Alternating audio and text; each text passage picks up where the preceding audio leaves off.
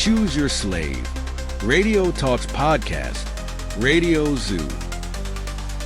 How does it happen that Trumpists suddenly demand, for example, elections in Ukraine because everyone needs them, Putin, the West, and even the Ukrainian people themselves? Because Zelensky is illegitimate and an unreliable negotiating partner for Putin? Imagine that. The same ogre whom no one in the world, except in Mar-a-Lago, considers a legitimate president because he rewrote his constitution 100 times to suit himself, annexed occupied territories into it, never held a single free and fair election to stop being seen as a dictator who usurped power is suddenly the reason Ukraine must hold elections. Elections that are explicitly banned under Ukrainian law while the country is at war with its terrorist state. No problem. Just order your paramilitary terrorist gangs to withdraw from a foreign country.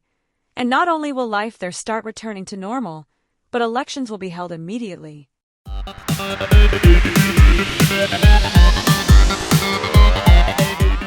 But that's not the point right now.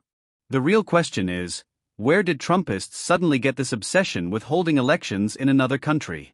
And why has Zelensky, whom they negotiate with directly and through whom they communicate with all of Ukraine, suddenly become illegitimate?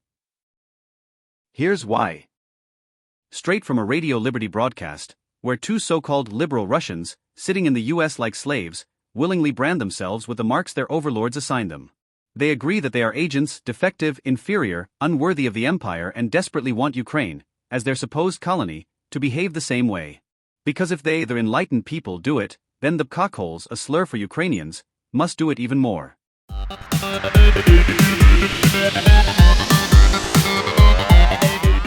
And so, Trump's entourage, most of whom are also Russian-jawed, who searched for their own vampire in the US and found him in Trump, gets its knowledge and wants directly from this source.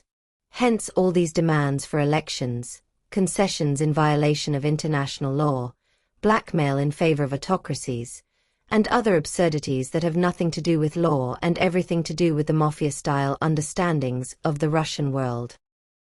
And after all this, how can you not agree with Kopranov, who confidently states that all Russian-jawed people in the West are Putin's agents?